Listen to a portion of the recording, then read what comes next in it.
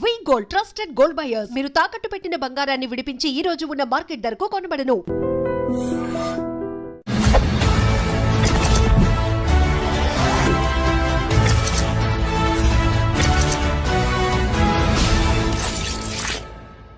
అందరికీ నమస్కారం. నేను Swarupa Potlapalli. Welcome to iDream. Donald Trump America అధ్యక్షుడిగా రెండోసారి బాధ్యతలు చేపట్టిన తర్వాత తీసుకుంటున్న నిర్ణయాలు విదేశీయుల్లో గుబులు రేపుతున్నాయి. ప్రస్తుతం నాతో పాటు American studies expert Kannaganti Ramesh గారు ఉన్నారు. ఆయనతో మాట్లాడి వీసాలకు సంబంధించిన అనేక అప్డేట్స్ తెలుసుకుందాం. నమస్తే రమేష్ గారు. నమస్తే అండి. అనుకున్నట్టే అవుతోందండి. ఇంకా ట్రంప్ వచ్చాడంటే ఖచ్చితంగా వీసాల మీద అనేక రకాలైన డెసిషన్స్ తీసుకుంటారు అని అందరూ అనుకుంటూనే ఉన్నారు. ముఖ్యంగా H1B వీసాల మీద లాటరీ సిస్టమ్ ను బ్యాన్ చేయబోతున్నారు, ముఖ్యంగా రద్దు చేయబోతున్నారు అనే వార్తలు వస్తున్నాయి. మీ దగ్గర దీనికి సంబంధించి ఏమి ఇన్ఫర్మేషన్ ఉంది? H1B లాటరీ సిస్టమ్ ని రద్దు చేయటం అనేది ఇప్పుడు జరగదు. Please be relaxed. కానీ there are two schools of thought. ఒక స్కూల్ ఆఫ్ థాట్ ఏమని చెప్తుందంటే, మెరిట్, అమెరికా అంటేనే merit based economy, meritorious talented highly skilled పీపుల్కి ఇవ్వాల్సిన H1B వర్క్ పర్మిట్ని మీరు అదేదో ఒక జోదం లాగా లాటరీ వేసి ఆ లాటరీలో ఎవరిది చిట్టు వస్తే వాళ్ళని తీసుకొని వాళ్ళకి పంపించడం ఏంటి? ఎగ్జాంపుల్ అండి, హార్వర్డ్ యూనివర్సిటీలో చదువుకున్నాను నేను. ఎగ్జాంపుల్, నిజంగా నేను స్టాన్ఫోర్డ్ యూనివర్సిటీలో చదువుకున్నాను. నేను ఆర్టిఫిషియల్ ఇంటెలిజెన్స్ ప్రోగ్రామ్ మీద మొన్న 2024లో స్టాన్ఫోర్డ్ యూనివర్సిటీలో చదువుకొని వచ్చా. నేనే అమెరికాకి H1B కోసం అప్లై చేస్తున్నా. కానీ నా టైం అవ్వక నా చిట్టు పికప్ అవ్వకుండా ఎవరో అమెరికాలో ఒక చిన్న యూనివర్సిటీలో అడ్మిషన్ వచ్చిన వాళ్ళ లాటరీ సిస్టంలో అక్కడ చదువుకొని వచ్చిన అబ్బాయిది వర్క్ చేయడానికి ఆయన చిట్టు పికప్ అయింది అనుకోండి. మరి నేను స్టాన్ఫోర్డ్లో చదువుకొని వచ్చాడు, అతను ఏదో చిన్న యూనివర్సిటీలో చదువుకొని వచ్చి ఇద్దరం వెళ్తుంది భుక్తి కోసమే. కానీ నా ఎడ్యుకేషనల్ క్వాలిఫికేషన్స్ అన్ని పక్కన పెట్టి ఆయనది పికప్ అయింది. అంటే నా మెరిట్ అసలు టెస్ట్ కాకుండానే, నా మెరిట్ జడ్జిమెంట్కి రాకుండానే, దాని పరిగణలోకి తీసుకోకుండానే ఏదో లాటరీ వేసి లాటరీలో చిట్టిస్తే ఎంత పెయిన్గా ఉంటుంది మేడం. ఇది ఒక స్కూల్ ఆఫ్ థాట్, ఒక section of society argument. It should be on merit basis, not on the lottery chit pick up basis.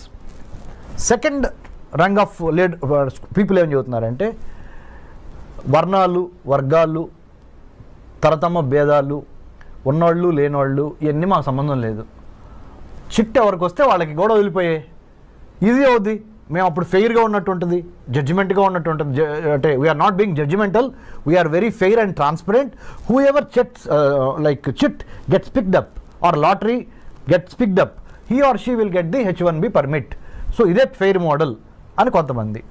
So ఇటువేమో merit అని, ఇటువైపు ఏమో లాటరీ బేస్డ్ అని.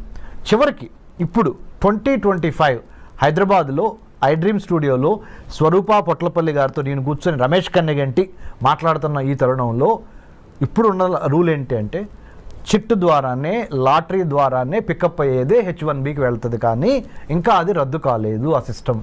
This is the fact. కానీ మనలాంటి వాళ్ళం మాట్లాడుకున్నప్పుడు ఖచ్చితంగా ఒక టాలెంట్ అనేది లక్ డిసైడ్ చేయకూడదు. అవును కదా. మరి ఇప్పుడు ఈ లాటరీ సిస్టమ్ తీసేస్తే మంచిదంటారా, తీయకపోతే మంచిదంటారా? ప్లస్లు ఏంటి, మైనస్లు ఏంటి? చాలా మంచి ప్రశ్న, చాలా తెలివైన ప్రశ్న అడిగారు మీరు. అంటే పబ్లిక్ పల్స్ కూడా ఇలాంటి ప్రశ్న కోసం ఎదురు చూస్తూ ఉండుంటుంది. ఒక మెరిటోరియస్ స్టూడెంట్గా కింద నుంచి చదువుకొని, అంటే స్కాలర్షిప్స్ మీద, మెరిట్ మీద చదువుకొని పైకి వచ్చిన వాడిగా, ఆబ్వియస్లీ నా personal opinion, I will vote for the merit based system. కానీ life is not fair. Life is not bed of roses. Life cannot be in black and white. There are areas of grey, right? There are colours of grey. కాబట్టి ప్రస్తుతానికి ఒక కొత్త model evolve అయ్యే వరకు we have to follow this model only. This model indicates lottery system of H1B, so that I'm not being partial, I'm not being judgmental, I'm not being selective, I'm not being biased అనేది crystal క్లియర్గా ఉంది. కానీ this is not fair. ఎందుకు? మీరు అన్నట్టుగా talent ఒకటి, luck ఒకటి. నా లక్ బాగుండి నాకు వచ్చింది, నా టాలెంటెడ్ రాలా. మరి రేపు నన్ను తీసుకునే ఎంప్లాయర్ ఉన్నాడు అనుకోండి, అక్కడ అమెరికాలో పెద్ద కంపెనీ ఇన్ఫోసిసే ఉందనుకోండి మేడం, లేకపోతే బిల్ గేట్స్, మన మైక్రోసాఫ్టే ఉందనుకోండి మేడం. నేను లాటరీ ద్వారా పికప్ అయ్యి వచ్చాను, నేను మెరిట్ బేస్డ్ మీద రాలా. అంటే నేను చదువుకుంది స్టాన్ఫోర్డ్ యూనివర్సిటీ, లెక్క ప్రకారం నాకు రావాలి, కానీ నాకు రాలేదు. కానీ ఎవరో ఒక చిన్న యూనివర్సిటీలో చదువుకో అంటే ఇక్కడ మీరు ఇంకొకటి ఆర్గ్యూ చేయొచ్చు వేరే వాళ్ళు ఏమని, అంటే పెద్ద పెద్ద బ్రాండెడ్ యూనివర్సిటీలు చదువుకున్న వాళ్ళకి మాత్రమే తెలివితేటలు ఉంటాయా? చిన్న చిన్న పల్లెటూరు నుంచి లేకపోతే సెకండ్ రంగ్ కాలేజెస్ యూనివర్సిటీస్ నుంచి వచ్చిన వాళ్ళకి తెలివితేటలు ఉండవా అనే ప్రశ్న గ్యారంటీగా లేవనెత్తారు. So nothing is perfect. Every set of judgemental or measuremental basis has its own little bit of fallacies అంటే mistakes, little bit of weaknesses, little bit of shortcomings. ఓవరాల్గా బై అండ్ లార్జ్ ఎవరికి ఎక్కువ న్యాయం జరిగిద్దో ఆ సిస్టమ్ని మనము adapt చేసుకోవాలి. It will take little more time to come to that మెరిట్కి లక్కి ఆర్ మెరిట్కి లేదా వర్ణ వర్గ భేదాలకి అతీతంగా వచ్చే విధంగా ఒక న్యూ H1B సెలక్షన్ ప్రాసెస్ని డిఫైన్ చేసి డిజైన్ చేసి డెలివర్ చేసే డెలివర్ చేసే ఆ 3D రావాల్సిన అవసరం ఉంది. దాంట్లో భాగంగా మేధావులంతా కూర్చొని పాలసీ మేకర్సు, ఎడ్యుకేషనిస్టులు, ఇండస్ట్రియలిస్టులు అందరూ కూర్చొని ఒక న్యూ సిస్టమ్ని బయటికి తీసుకురావాల్సిన అవసరం ఉంది. How do you accommodate A competent, A transparent, A meritorious, A talented guy or girl to work in the United States of America based on the merit base, not on the luck base. ఆ సిస్టానికి రావడానికి we are evolving. ఎందుకంటే Rome is not built over night కదా. తప్పులు జరుగుతూ ఉంటాయి, నేర్చుకుంటూ ఉంటాం, వాటిల్లో నుంచి ఇవాల్వ్ అయి వస్తూ ఉంటాం. ఐఎమ్ షూర్ స్వరూప గారు in the days to come in very near future I think United states customs and immigration agency will go in to that direction under the department of homeland security. H1B వీసాలో కొత్తగా ఏమైనా మార్పులు తీసుకొచ్చే chances ఉన్నాయంటారా? I think that's a smart question again. You know why?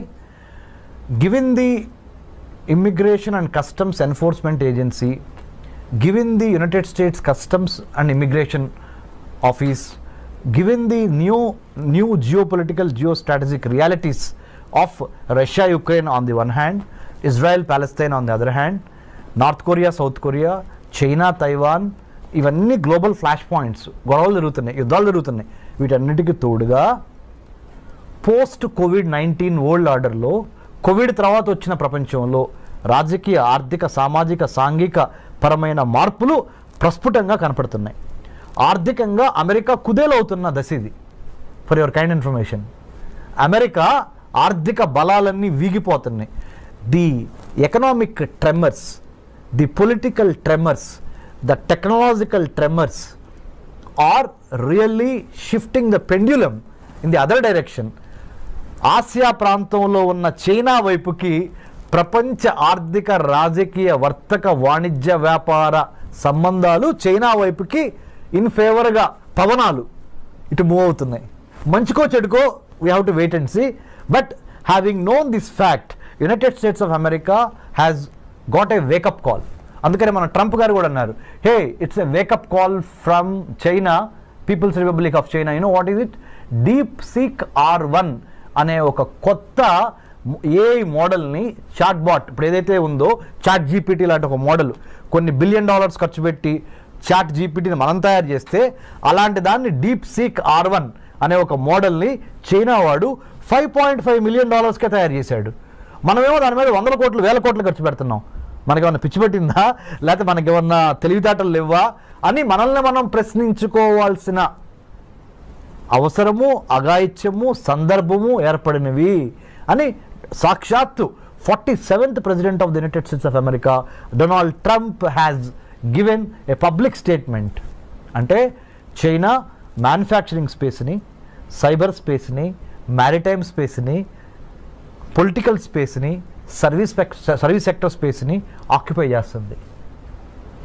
Enlargement, entrapment, encirclement అనే 3 విధానాల ద్వారా ప్రపంచంలో ఉన్న వర్తక, వాణిజ్య, వ్యాపార, సాహిత్య, రాజకీయ రంగాల్లో, ఆర్థిక రంగాల్లో తనదైన ముద్ర వేసుకోవటానికి చైనా నడుం బిగించి ఎన్లార్జ్మెంట్, ఎంట్రాప్మెంట్, ఎన్సర్కిల్మెంట్ అనే 3 స్ట్రాటజీల ద్వారా చాప కింద నీరులాగా ప్రవహిస్తున్న తీరుని అమెరికా గ్రహించింది. అమెరికాతో పాటు ఇండియా గ్రహించింది. ఇండియాతో పాటు ఆస్ట్రేలియా, జపాన్, మిగతా దేశాలు కూడా గమనించినాయి. ఈ 4 దేశాల పేర్లు ఎందుకు ప్రస్ఫుటంగా ప్రస్తావించానంటే మేడం గారు, స్వరూప గారు, India, Australia, Japan, United states ఈ 4 కలిపి ఈ చైనాని ఎదుర్కోవటానికి క్వాడ్గా ఏర్పడింది. QUAD అంటే 4 చతురస్రాకారంలో ఈ 4 దేశాలు ఈ చైనా ఎదుర్కోవటం కోసం ఇందాక మీకు చెప్పాను spaces, manufacturing space, cyber space, maritime space, service sector space and political space, వీటిని కాపాడుకోవాలి దీని నుంచి, చైనా నుంచి అని ఈ 4 దేశాలు జతగట్టినాయి. వీటితో పాటుగా భారత్ అంటే వీటిలో ఒకటైన భారత్ ఇటు బ్రిక్స్ని మేనేజ్ చేయాలి. Brazil, Russia, India, China, South ఆఫ్రికాలోనూ భారత్ ఉంది. ఇటు క్వాడ్ అంటే Australia, Japan, India, United States, ఇక్కడ కూడా ఇండియా ఉంది, ఇక్కడ కూడా ఇండియా ఉంది. మరి వీళ్ళతోనూ వెళ్ళాలి, వీళ్ళతోనూ వెళ్ళాలి. ఇద్దరితో కలిసి వెళ్ళి తన యొక్క రాజ్య ప్రయోజనాల్ని ఎలా కాపాడుకోవాలనే రాజకీయ దౌత్యపరమైన చదరంగంలో భారత్ చాలా స్మార్ట్గా తన పావుల్ని కదపాలి. ఇంత దీనికి ఒక బ్యాక్గ్రౌండ్ ఉంది ప్రపంచ రాజకీయాల్లో.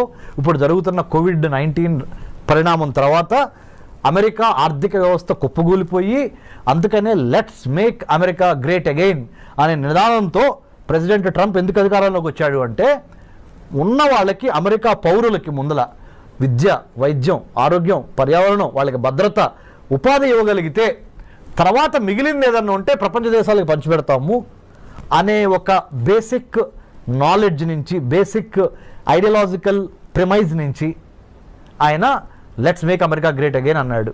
అందుకని ఇండియాకి నిన్నగాక మొన్న $21 మిలియన్ రద్దు చేశారు US ఎయిడ్ నుంచి.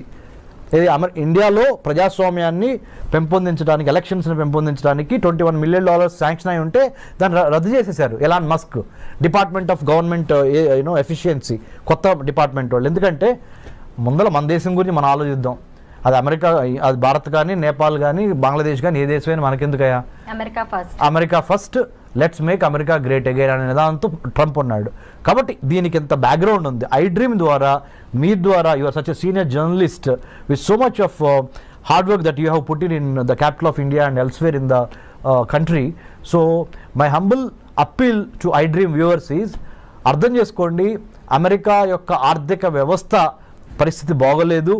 చైనా చాలా తెలివిగా, చాలా స్పీడ్గా, చాలా సర్ప్రైజ్ ఎలిమెంట్స్తో అమెరికాని కొట్టడానికి ఆర్థికంగా, రాజకీయంగా, సాంకేతిక పరంగా ప్రతి అంశంలోనూ, ప్రతి డిపార్ట్మెంట్లోనూ అమెరికాని శాసించే విధంగా చైనా ఎదుగుతున్నది. కాబట్టి భారత్ ఏం చేయాలి అంటే, ప్రపంచ రాజకీయాల్ని ఒక తెలుగువాడిగా మనం గమనించి చాలా స్మార్ట్గా మన ఆర్థిక, రాజకీయ, వర్తక, వ్యాపార, వాణిజ్య ప్రయోజనాలని కాపాడుకుంటా ఇటు అమెరికాతోనూ ఉండాలి, ఇటు చైనాతోనూ ఉండాలి, ఇటు రష్యాతోనూ ఉండాలి, ఇటు యూరోపియన్ యూనియన్తోనూ ఉండాలి అనే ఒక smart, the combination of muscle power and then mind power, ఈ రెండు కలిపి స్మార్ట్ పవర్గా ఎదిగి మనల్ని మనం కాపాడుకోవటం చాలా ఇంపార్టెంట్. ఇలాంటి పరిస్థితుల్లో మరి ముఖ్యంగా కొత్త అధ్యక్షుడు వచ్చినప్పుడు కొత్త ఆశయాలతో వస్తూ ఉంటాడు. వాటిని అర్థం చేసుకొని దానికి అనుగుణంగా ప్రీ డిపార్చర్ ఓరియంటేషన్ అంటారు, PDO అంటే ఇక్కడి నుంచి వేరే దేశం వెళ్ళేటప్పుడు ఆ దేశం యొక్క చట్టం ఏంటి, న్యాయం ఏంటి, సంస్కృతి ఏంటి, సాహిత్యం ఏంటి, చరిత్ర ఏంటి అనేది అవగాహన లేకుండా ఏదో వీసా వచ్చేసింది కదా అని చంకలు కొట్టుకొని బొమ్మని మీరు ఫ్లైట్ ఎక్కి అక్కడ దిగంగానే వాడు చెప్పేది మీకు అర్థం కాదు, మీరు చెప్పేది అర్థం కాదు, మీరు అక్కడికి వెళ్ళిన తర్వాత భారతదేశంలో ఎలా ఉన్నామో అలా ఉందాం అనుకుంటే కుదరదు, తిరిగి మళ్ళీ డిపోర్టేషన్ అంటాడు, ఇంకోటి అంటాడు, H1B వర్క్ వీసాల గురించి మాట్లాడతాడు, F1 స్టూడెంట్ వీసాల గురించి మాట్లాడతాడు, ఆప్షనల్ ప్రాక్టికల్ ట్రైనింగ్ 20 గంటల మించి చేయకూడదు అంటాడు. అర్థం కాక ఏం చేయాలి అర్థం కాక ఇవన్నీ కాకుండా ప్రీ డిపార్చర్ ఓరియంటేషన్, PDO అంటే వేరే దేశంలోకి మన దేశం నుంచి వేరే దేశంలో కాలు పెట్టబోయే ముందల అక్కడ చేయవలసిన అంశాలు ఏంటి, చేయకూడని అంశాలు ఏంటి, అక్కడ రాజకీయం ఏంటి, చరిత్ర ఏంటి, సాహిత్యం ఏంటి, వర్తకం, వ్యాపారం, వాణిజ్యం అక్కడ ఎలా జరుగుతుంది అనే దాని మీద మినిమం కామన్ సెన్స్తో, మినిమం హోంవర్క్తో ప్లాన్, ప్రిపేర్, పర్స్పైర్, ఇన్స్పైర్ అనే విధంగా మనం అక్కడికి వెళ్తే మంచిది. 2025లో H1B వీసా రెన్యువల్ ప్రాసెస్ ఎలా ఉండబోతోంది? 2025లో ఏమైనా మారే ఛాన్సెస్ ఉన్నాయా? ఓకే, రెన్యువల్కి సంబంధించినంతవరకు గుడ్ న్యూస్. మంచి ప్రశ్న అగైన్. ఎందుకు చెప్పనా, ఇప్పుడు వరకు 2024 మ్యాక్సిమం 2023, 2024 ప్రథమాంకం వరకు ద ఫస్ట్ పార్ట్ ఆఫ్ 2024 వరకు ఏంటి H1B వీసా రెన్యువల్ కావాలంటే మీరు ఉదాహరణ నా పేరు డాక్టర్ రమేష్ కన్నిగంటి, నేనే అనుకోండి, నేను అమెరికాలో సిలికాన్ వ్యాలీలో సియాటల్, శాన్ ఫ్రాన్సిస్కో, బే ఏరియాలో నేను లెట్సే మైక్రోసాఫ్ట్లో పనిచేస్తున్నా. H1B మీద నేను అమెరికా వెళ్ళి ఒక 3 ఏళ్ళు జాబ్ చేశా. మళ్ళీ నేను రెన్యువల్ చేయించుకోవాలి. అక్కడి నుంచి ఇండియా వచ్చి ఇండియాలో కొన్నాళ్ళు గడిపి మళ్ళీ I have to renew my H1B. దానికి సొంత దేశానికి తిరిగి రావాల్సి వచ్చేది. అప్పుడు నేను అక్కడ ఆ ఎంప్లాయర్కి నేను ఎంప్లాయీ, ఆయన ఎంప్లాయర్, నాకు ఉద్యోగం ఇచ్చిన ఆయన, నేను ఉద్యోగం చేస్తున్నా ఆయన్ని. మా ఇద్దరికి మధ్య కొంత కమ్యూనికేషన్ కావాలి, మళ్ళీ మీ ఇద్దరు అడ్జస్ట్ అవ్వాలి. నిన్నటి వరకు అక్కడ జాబ్ చేస్తా, ఒకేసారి మళ్ళీ ఇండియా వచ్చి ఇండియాలో మళ్ళీ ఫుడ్, క్లైమేట్ ఇవన్నీ అడ్జస్ట్ అయ్యి మళ్ళీ ఇక్కడి నుంచి మళ్ళీ అదే జాబ్కి వెళ్ళేటప్పటికి కొంత టైం పట్టేది. సో ఇదంతా ఎందుకు టైం వేస్ట్ బ్యాచ్ అని ప్రధానమంత్రి మోడీ గారు ఎప్పటి నుంచో అమెరికన్ ప్రెసిడెంట్ బైడెన్ని అడిగారు, ఇప్పుడు ట్రంప్ గారిని మొన్న కూడా అడిగారు, మీరు H1B రెన్యువల్ అమెరికాలోనే ఉండి మా భారతీయులకి రెన్యూ చేసుకునే అవకాశం ఇవ్వండి అనగానే వాళ్ళు ఒప్పుకున్నారు. ఇప్పుడు now they are going to give us the chance to renew our H1B by being in the United States of America. You don't need to come back to India. H1B visa మీద ఉన్న వారికి జన్మతః వచ్చే ఈ పౌరసత్వ రద్దు అనేది కూడా వాళ్ళ మీద ఎలాంటి ప్రభావం చూపించే అవకాశం ఉంది? అంటే H1Bని ఒక్క నిమిషం పక్కన పెడితే స్వరూప గారు, మొన్నటి వరకు 1789 జార్జ్ వాషింగ్టన్ ప్రథమ American president, 47th president of the United States of America Donald Trump. Donald Trump ప్రమాణ స్వీకారం ముందల వరకు అంటే జనవరి 2025 జనవరి 20 వరకు ఏంటంటే ఆ దేశంలో కనుక ఒక ప్రెగ్నెంట్ లేడీ జన్మనిస్తే ఆటోమేటిక్గా అబ్బాయికి కానీ అమ్మాయికి కానీ ఆ అమెరికన్ పౌరసత్వం వచ్చేసేది. కానీ ట్రంప్ ఏం చేశాడు, అమెరికన్ పౌరసత్వం ఇవ్వటం ఈజీ, కానీ పౌరసత్వం ఇచ్చిన తర్వాత బెనిఫిట్స్ కూడా ఇవ్వాల్సి వస్తున్నాయి. ఆ బెనిఫిట్స్కి అయ్యే డబ్బులు ఖర్చు ఎంత అవుద్ది అంటే, when you are pregnant, you are coming and delivering a baby in my country, that is United States of America. The moment your baby is born on this land, he or she becomes a American citizen కదా. మరి American సిటిజన్ని మళ్ళీ protect చేసుకోవాల్సిన బాధ్యత ఎవరిది? నాదే కదా, అంటే being the American president. So దానికి అయ్యే ఖర్చు ఎంత, దానికి అయ్యే నా బరువు ఎంత, బాధ్యత ఎంత అని వాళ్ళు బేరీజ్ చేసుకొని, ఎందుకంటే ఆయన బిజినెస్ మ్యాన్ కదా, బేరీజ్ వేసుకొని నా వల్ల కాదు బాబు, ఇక నుంచి ఏం చేద్దామంటే అమెరికాలో వచ్చి అమెరికన్లో డెలివరీ అయిన ఏ బేబీకైనా 2-3 కండిషన్స్ పెడుతున్నా. తండ్రి కానీ తల్లి కానీ పౌరసత్వం అయినా అయి ఉండాలి, లేదా గ్రీన్ కార్డ్ అయినా అయి ఉండాలి, లేకపోతే మీకు మీ అబ్బాయికి కానీ అమ్మాయికి కానీ నేను ఇక్కడ పౌరసత్వం ఇవ్వలేను. మీరు ఏదో విజిటర్ వీసా మీద వచ్చి, స్టూడెంట్ వీసా మీద వచ్చి, J1 వీసా మీద వచ్చి, L1 మీద వచ్చి, M1 వీసా మీద వచ్చి ఇక్కడ మీరు మీ అబ్బాయి అమ్మాయి ఇక్కడ పుడితే మొన్నటి వరకు అయితే చెల్లింది పౌరసత్వం వచ్చేది, ఇప్పుడు నా వల్ల కాదు. Because America doesn't have that kind of money or that kind of wherewithal to protect your child, because I have to give you all the American సిటిజన్షిప్కి ఉన్న బెనిఫిట్స్ అన్నీ ఇవ్వాల్సి వస్తుంది. I'm not in a position for the time being. రేపొద్దున వేరే president వచ్చిన తర్వాత, president ట్రంప్కి ఇది సెకండ్ టర్మ్, ఫైనల్ టర్మ్, రేపొద్దున వేరే ప్రెసిడెంట్ వచ్చిన తర్వాత ఆయన మారిస్తే నాకు సంబంధం లేదు. నేను దిగిపోయే వరకు అంటే 2025 నుంచి అనదర్ 4 years 2029 వరకు నేను మట్టికి మీకు అమెరికా పౌరసత్వం ఇవ్వలేను. బర్త్ రైట్ సిటిజన్షిప్ అనేది మీ బర్త్ రైట్ అని మొన్నటి వరకు అన్నారు కదా, అది ఇప్పుడు కాదు. మీకు బర్త్ రైట్ కావాలి, సిటిజన్షిప్ కావాలి అంటే అమెరికాలో కొన్ని కండిషన్స్ ఉన్నాయి. కండిషన్ నెంబర్ 1, భార్యాభర్తల్లో ఒకళ్ళకి పౌరులై ఉండాలి, అమెరికా పౌరులు. రెండో కండిషన్, కనీసం గ్రీన్ కార్డ్ అయి ఉండాలి. ఈ 2 కండిషన్స్ పెట్టారండి. Thank you so much Ramesh గారు. థ్యాంక్ యూ స్వరూప గారు, థ్యాంక్ యూ వెరీ మచ్.